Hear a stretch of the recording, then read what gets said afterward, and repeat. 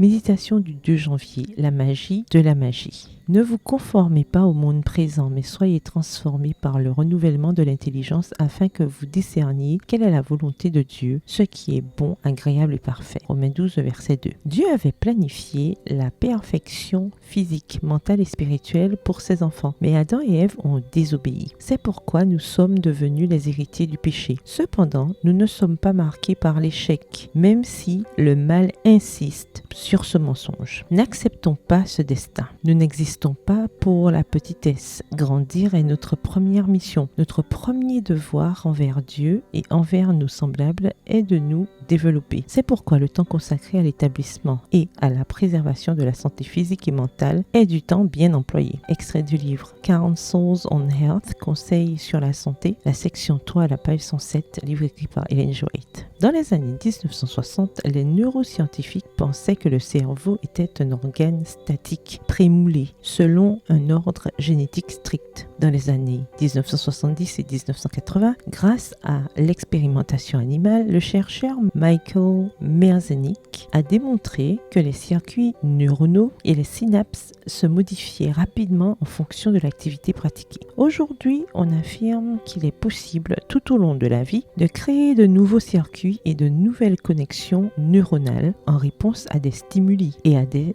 expériences. En 2013, Merzenich a publié le livre Soft Wired: How the New Science of Brain Plasticity Can Change Your Life. Câblage souple. Comment la nouvelle science de la plasticité cérébrale peut changer votre vie. Présente des stratégies permettant aux gens ordinaires de prendre le contrôle des processus de plasticité cérébrale et d'améliorer leur qualité de vie. Voici ce qu'il déclare. Quelles que soient les circonstances de son enfance et quelle que soit son histoire ou son état actuel, chaque être humain a le pouvoir intérieur de changer pour le mieux, de se transformer de manière significative et souvent de guérir. Demain, la personne que vous voyez dans le miroir sera peut-être plus forte, plus capable, plus vivante, plus concentré et en pleine croissance. Dieu ne nous demande pas seulement d'être non conformistes avec ce monde, il nous invite à la transformation par le renouvellement de nos pensées et sentiments, en nous donnant le pouvoir et les moyens physiologiques de le faire. Nous n'avons pas d'excuses